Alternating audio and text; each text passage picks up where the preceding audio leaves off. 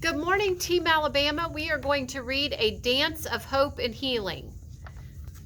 Please find it on your Chromebook, and we are going to read the stretch article together at a 1280. Please complete the before reading poll at this time. Some words that may be new to you are calamitous, meaning disastrous, and pandemic. I don't think it's very new to us. We've been living in it. But it is a disease or condition that has spread all over the world. Okay, we are ready for a dance of hope and healing. Please read with me. A traditional dance of healing has found new reach thanks to Aaron Tappe and social media.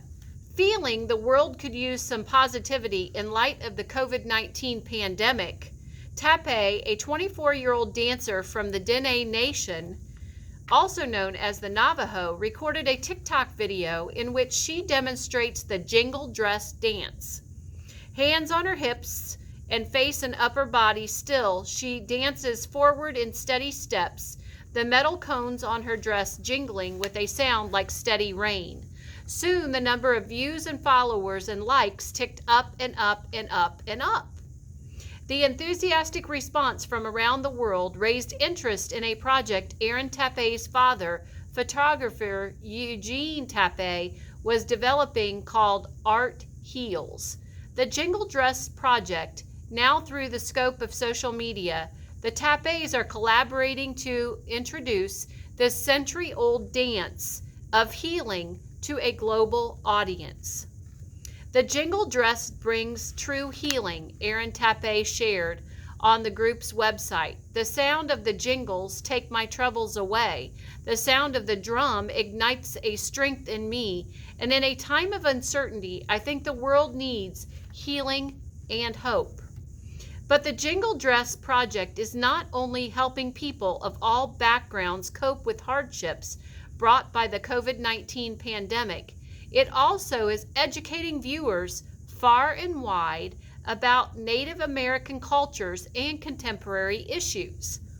Beginning with the compelling story behind the dance and how it has become a tradition celebrating strength, resilience, and compassion. When the jingling began. The origins of the jingle dress dance go back more than a century to a different disease and outbreak. As one version of the story goes, a young girl of the Ojibwe Nation in the upper Midwest fell very ill during the Spanish flu pandemic of 1918 through 1919, a virus that had a calamitous effect on her people and killed hundreds of thousands of people in the United States and millions around the world. The girl's father had a dream.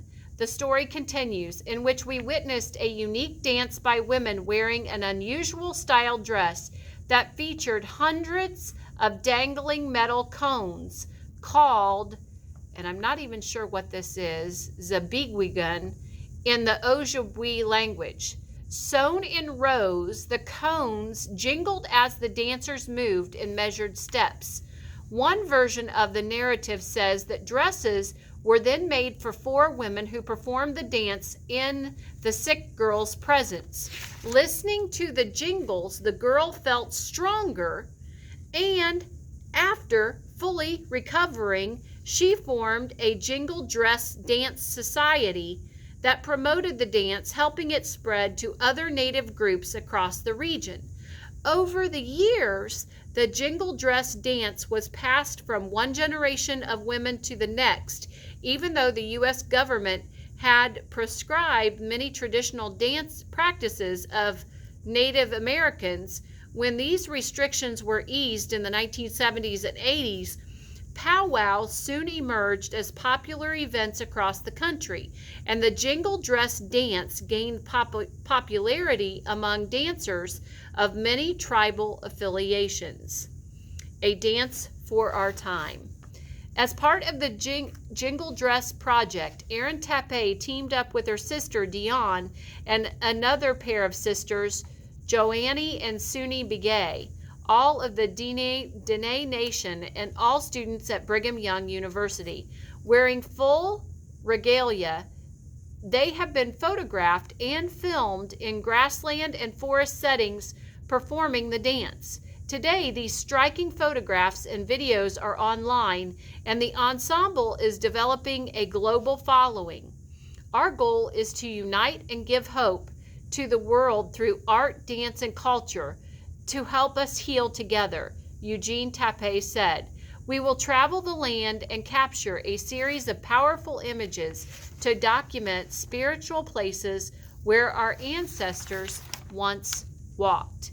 In many ways, the project's goals are similar to those of the Obigi father some 100 years earlier, to offer people and communities hope and healing during a difficult time through the beauty of the dance.